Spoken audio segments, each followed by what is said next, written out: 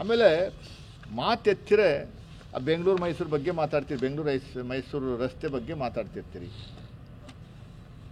ಇವತ್ತು ಚಾಲೆಂಜ್ ಮಾಡ್ತೀವಿ. ಮಾದೇವಪ್ಪ ಸಾಹೇಬರು ಹೇಳವ್ರೆ, CM ಸಾಹೇಬರು ಹೇಳಿದ್ದಾರೆ. ಪದೇ ಪದೇ ನೀವು ಅದನ್ನು ಇಟ್ಕೊಂಡು ರಾಜಕೀಯವಾಗಿ ಒಂದಷ್ಟು ಅನುಕೂಲ ಪಡ್ಕೊಂಡಿದ್ದೀರಿ ಅಂತ ಅಲ್ಲೇ ಜನಗಳು ಮಾತಾಡ್ತಾ ಇದ್ದಾರೆ. ನಿಮಗೂ ಮತ್ತು ಮೈಸೂರು ಬೆಂಗಳೂರು ದಶಪಥ ಅಲ್ಲ, ಅದು 6 ಲೇನ್ ಅಷ್ಟೇ.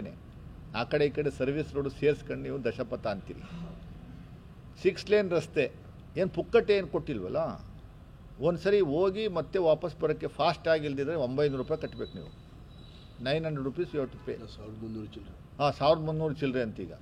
1300 ರೂಪಾಯಿ 2 ಕಡೆ ಹೋಗ್ಬೇಕಾರೆ ಬರಬೇಕಾರೆ 2 ಕಡೆ 4 ಕಡೆ 230 300 ರೂಪಾಯಿ ಚಾರ್ಜ್ ಮಾಡ್ತಾರೆ. 220 ರೂಪಾಯಿ ಚಾರ್ಜ್ ಮಾಡ್ತಾರೆ. ಪುಕ್ಕಟ್ಟೆ ಏನು ಕೊಡ್ತಾ ಇಲ್ಲಲ್ಲ. ಆಮೇಲೆ ಅದನ್ನು ಓಪನ್ ಮಾಡಿ 6 ತಿಂಗಳಿಗೆ 450 ಜನ ಪ್ರಾಣ ಕಳ್ಕೊಂಡ್ರು. ಸಿದ್ದರಾಮಯ್ಯವರು ಖುದ್ದ right from beginning to end inspection ಮಾಡಿ ಏನು ಸಮಸ್ಯೆ ಅನ್ನುವಂಥದ್ದು ಐಡೆಂಟಿಫೈ ಮಾಡಿ ಸ್ಟೇಟ್ PWD ಅಫಿಷಿಯಲ್ಸಿಂದ ರೆಕ್ಟಿಫೈ ಮಾಡಿರೋದ್ರಿಂದ ಈಗ ಆಕ್ಸಿಡೆಂಟ್ಗಳು ಆಲ್ಮೋಸ್ಟ್ ಝೀರೋಗೆ ಬಂದಿದೆ.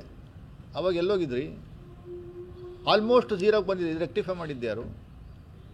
ಅದನ್ನು ಇನ್ ಪ್ರಿನ್ಸಿಪಲ್ ಈ ನ್ಯಾಷನಲ್ ಹೈವೇ ಕನ್ವರ್ಟ್ ಮಾಡಿದ್ದು ಡಾಕ್ಟರ್ H.C. ಮಾದೇವಪ್ಪ, ಸಿದ್ದರಾಮಯ್ಯ ಅವರು ಮತ್ತು ಆಸ್ಕರ್ ಫರ್ನಾಂಡಿಸ್ ಕೇಂದ್ರದಲ್ಲಿ ಸರ್ಫೇಸ್ ಮಿನಿಸ್ಟರ್ ಆಗಿದ್ದಾಗ. ವಿಶ್ವನಾಥ್ ಅವರು ವಿಶ್ವನಾಥ್ ಅವರು MP ಇದ್ದರು, ಧ್ರುವನಾರಾಯಣ ಅವರು MP ಇದ್ದರು. ಇವರೆಲ್ಲ ಸೇರಿಕೊಂಡು ಈ ಪ್ರಾಜೆಕ್ಟ್ನ ತಂದಿದ್ದು. ಇನ್ ಪ್ರಿನ್ಸಿಪಲ್ ಅದನ್ನು ಓಕೆ ಮಾಡಿ ಸ್ಟೇಟ್ ಹೈವೇಯಿಂದ ನ್ಯಾಷನಲ್ ಹೈವೇ ಕನ್ವರ್ಟ್ ಮಾಡುವಂಥದ್ದಕ್ಕೆ ಪ್ರಕ್ರಿಯೆ ಶುರು ಮಾಡಿ ಅದು ಕಾರ್ಯರೂಪಕ್ಕೆ ಬಂದಿದ್ದು ಸೆಪ್ಟೆಂಬರ್ 2013. ಸೆಪ್ಟೆಂಬರ್ 2013 ತಾವು ಎಲ್ಲಿದ್ರಿ? MP ಆಗಿದ್ರಾ? ಆಮೇಲೆ ಇನ್ ಪ್ರಿನ್ಸಿಪಲ್ DPRಗೆ ಡೈರೆಕ್ಷನ್ಸ್ ಕೊಟ್ಟು ಇದು 2200 ಹೆಕ್ಟೇರ್ ಭೂಮಿ ಸ್ವಾಧೀನಪಡಿಸ್ಕೊಂಡು ರಾಜ್ಯದಿಂದ ಕೇಂದ್ರ ಸರ್ಕಾರಕ್ಕೆ ಕೊಟ್ಟಿದ್ದು 1/3/2014 1 ಮಾರ್ಚ್ 2014. ಆಗ ತಾವೆಲ್ಲಿದ್ರಿ? 8,500 ಕೋಟಿ ಅಲ್ಲ ರೀ, 8,500 ಕೋಟಿ 500 ಕೋಟಿ ಅಂತೀರಿ. ಅದು ಗೊತ್ತಿಲ್ಲ ನಿಮಗೆ. ಒಟ್ಟು 15,500 ಕೋಟಿ ಖರ್ಚಾಗಿರೋದು. 15,500 ಕೋಟಿ 7 ಬಾರಿ ರಿವಿಷನ್ ಆಗಿರೋದು. Estimation 7 times it has got revised.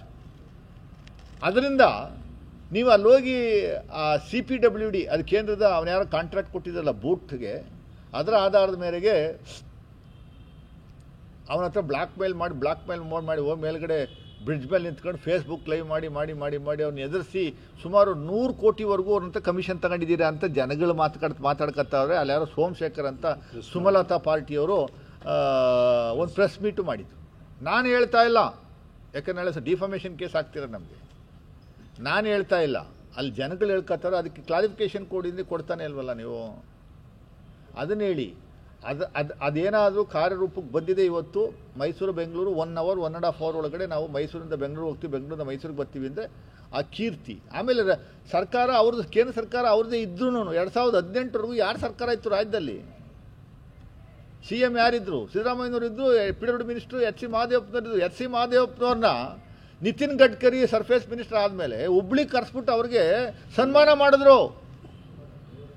H.C. ಮಾದೇವಪ್ಪನವ್ರಿಗೆ ಸನ್ಮಾನ ಮಾಡಿದ್ರು. ವೆರಿ ಗುಡ್ PWD ಮಿನಿಸ್ಟರ್ ಅಂತ. ಸುಮ್ಮನೆ BJPಯವರು ಸನ್ಮಾನ ಮಾಡ್ತಾರೆ ಕಾಂಗ್ರೆಸ್ನವ್ರನ್ನ. ಸನ್ಮಾನ ಮಾಡಿ ಅವ್ರಿಗೆ ಬೇಷ್ ಅಂತ ಇದನ್ನು ತಟ್ಬಿಟ್ಟು ಕಳಿಸಿದ್ರು, ಬೆನ್ನು ತಟ್ಬಿಟ್ಟು.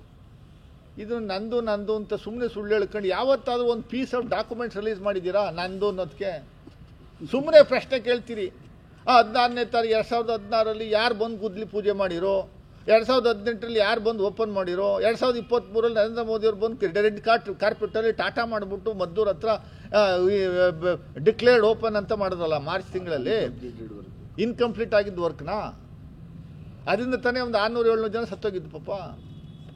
ಅದನ್ನು ಹೇಳ್ಕೊಂಡು ಓಪನಿಂಗ್ ಮಾಡಿದ್ದು ಹೇಳ್ತಾ ಇದ್ದೀರಾ. ಬಿಗಿನಿಂಗಲ್ಲಿ ಅದು ತಯಾರು ಮಾಡಿ ಕೊಟ್ಟಿದ್ದು ಯಾರು ಸ್ವಾಮಿ? ಅದನ್ನ ಹೇಳಿ. ಅದನ್ನ ಹೇಳ್ಬೇಕಲ್ವಾ? ಅದನ್ನ ಹೇಳೋದು ಬಿಟ್ಬಿಟ್ಟು ನೀವು ಮಾತೆತ್ತಿರೆ ಇನ್ನೇನೋ ಭಾವನಾತ್ಮಕ ವಿಚಾರಗಳ ಮುನ್ನೆಲೆ ತಗೊಂಬಂದು ಜನಗಳನ್ನ ದಿಕ್ಕು ತಪ್ಪಿಸುವಂಥ ಕೆಲಸವನ್ನು ಮಾಡ್ತಾ ಇದ್ದೀರಿ. ಅದನ್ನು ಬಿಡಿ. ನೀವು ಏನು ಕೆಲಸ ಮಾಡಿದ್ದೀರಿ ಅಟ್ಲೀಸ್ಟ್ ಈಗಾದರೂ ಹೇಳಿ.